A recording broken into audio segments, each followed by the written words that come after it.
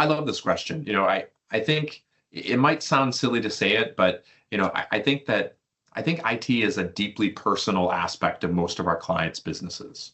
Ultimately, IT, is the collection of technology and systems that support the client's own way of working.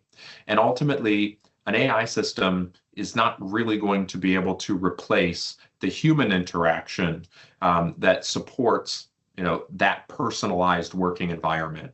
And so again, kind of going back to our earlier discussion, it's, AI helps to take things off the table that distract from that personal engagement with our client. Almost in some cases, you can think of it as the busy work.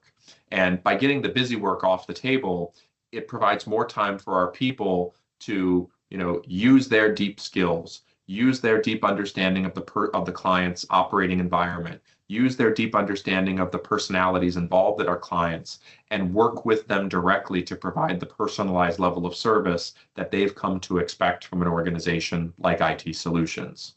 So ultimately, it's about really the human aspect of how we work together and making sure that AI just becomes another tool in our portfolio of tools to help support our client engagement philosophy and ultimately the value that we want to deliver as the client's trusted partner.